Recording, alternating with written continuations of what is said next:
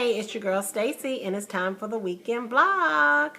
So, since last weekend I promised that this vlog, the next vlog, would be about the dreaded holiday potluck that most of us have at our jobs, I decided to do that this weekend, so I'm keeping my promise.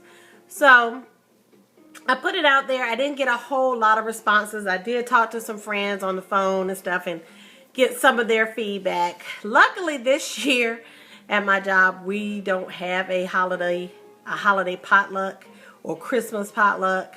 I work at an organization that has a kitchen, so we have kitchen staff that prepares all our delicious meals. A catering department is what we call it. And then we are having a staff luncheon, but that's being catered outside as well. So thank God I do not have to participate in a potluck this year.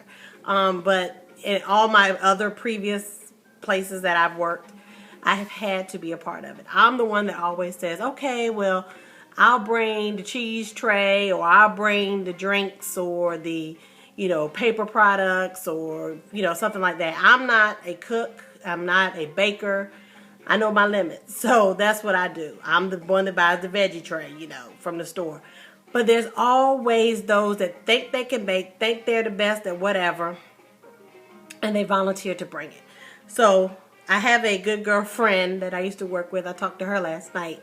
And when I said, well, what are your thoughts on holiday potluck? All she could tell me was, I'm not a friend of the holiday potlucks. Like, she just doesn't do them, doesn't like them, etc. She was like, the best way to sum up my feelings is I'm not a friend of them. So that was the first comment I got. Then my girlfriend Cheryl said, and I'm reading from my phone. She says, oh, well, first I made the comment that, you always have that coworker that talks about their pets, their cats, or their dogs. And you know that they let them run free reign in their kitchen. You also know, or may have even seen pictures of them with their cats on the counter while they're cooking or whatever. Gross. I had a former supervisor. She had a little get together for her team at her house. This is when I lived in North Carolina. Went to her house for that little get together. Her cat litter box was in the kitchen beside the refrigerator. Who does that? No, I don't want to eat your nasty food from your potluck. So that was my first comment was, those coworkers that have animals, they come to work with animal hair on them, and then they're the first one saying, well, I make a mean apple pie. Let me bake the apple pie for the potluck. I'm not eating your pie. I will eat a McDonald's apple pie, hot apple pie out of the trash can before I eat your apple pie, ma'am. And people say, well, Stacey, you had pets. Yeah, and all my friends can vouch and swear to this. My dog Coco was trained from the time she was a puppy, like this big. That line that crosses into the kitchen, she never crossed it. And when she did as a puppy, believe me, she did it only one time. And after mommy got through with her, Coco never went in the kitchen. She might try to put a paw over there. I pop that paw every time. Never went in the kitchen. Caesar, who hangs out with me all the time, technically is not my dog, but I love him like he's mine, and he's here all the time.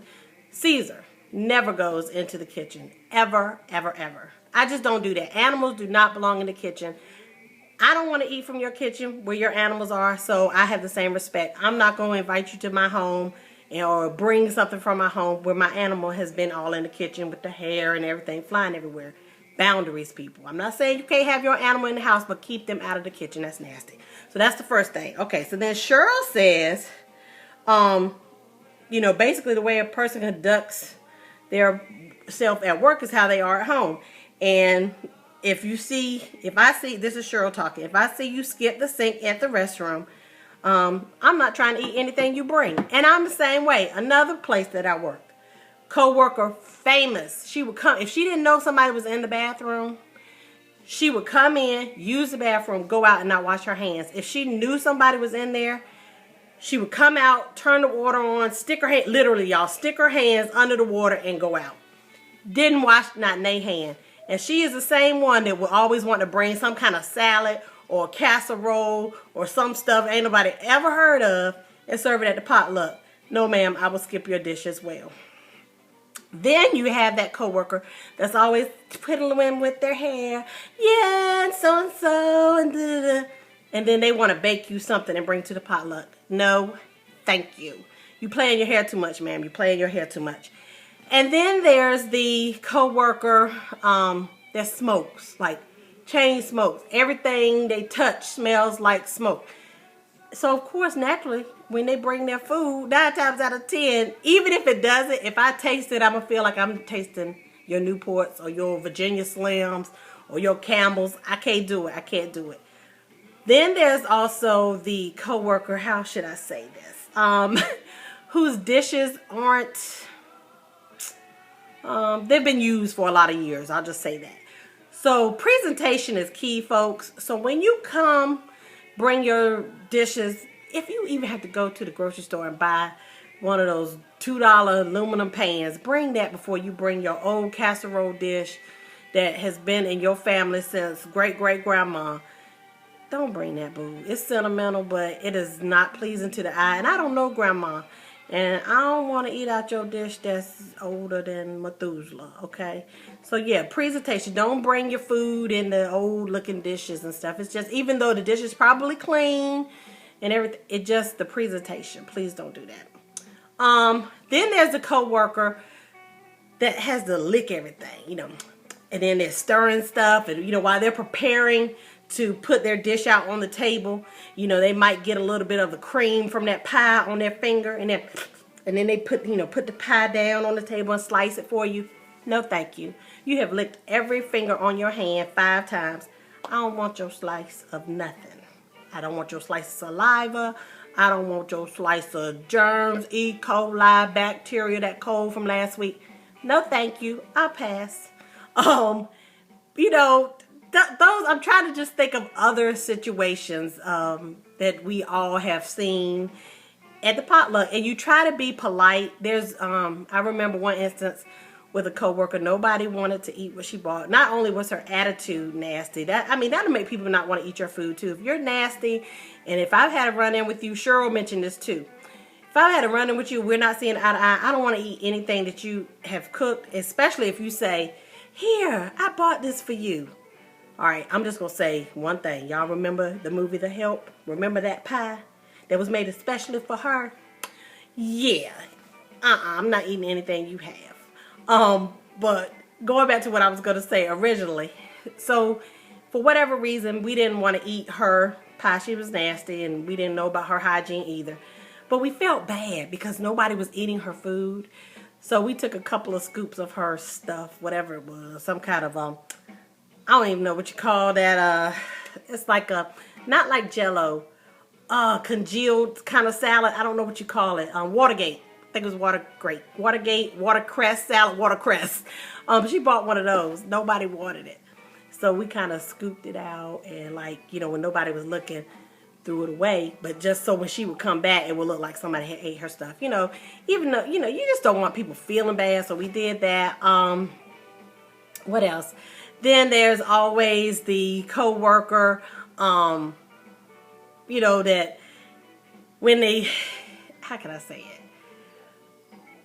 They just, I don't know, they didn't put any effort into their presentation again. They just kind of slopped it on the plate. Nah, don't want none of yours either. I don't want what you and the grandbabies help cook unless you were monitoring those grandbabies and making sure their hands were washed and all that stuff. You know, I'll eat that. But, you know, just the little things that goes with the whole potluck thing. I know it's all about fellowship and trying to bring the team together. But I really, from an HR perspective, I think we should veer away from the true potlucks because 1, sanitation. 2, you know, some people just don't get into that kind of thing. If you want a fellowship, I say have it catered. Or, you know, Stacey, you go bring Bojangles. Mary, you bring the paper plates. whoever, you go order pizza, do something like that where people know where it's coming from, and, there's no ill will if everything doesn't get eaten. So that's just what I wanted to throw out there, the dreaded potlucks. I hope you survive them. It's funny, at my old job, we knew, we would kind of do a survey. Well, who made that? Who made that? And there were certain people I would eat from. The rest of them, no. And that's, I understand why I did it. But when you look at the broad picture, that's kind of bad from an employee morale standpoint. People are putting in their efforts to cook, and then nobody wants to eat their food. So to avoid all that, let's just put the potlucks to the side and just call it a gathering and order food that everybody's going to eat. But like I said, I just wanted to throw that out there, y'all. It's that time of year. Fa la la la la la la la la. So please add in your comments, inbox me, Facebook me, Instagram me, and let me know. I know some of y'all got some good potluck stories, and I want to hear them. Thanks to Cheryl and to Zena for throwing your comments in and helping me out with this. I need more participation, guys. I know y'all got good stories, so let me hear them. All right, until next week, holla.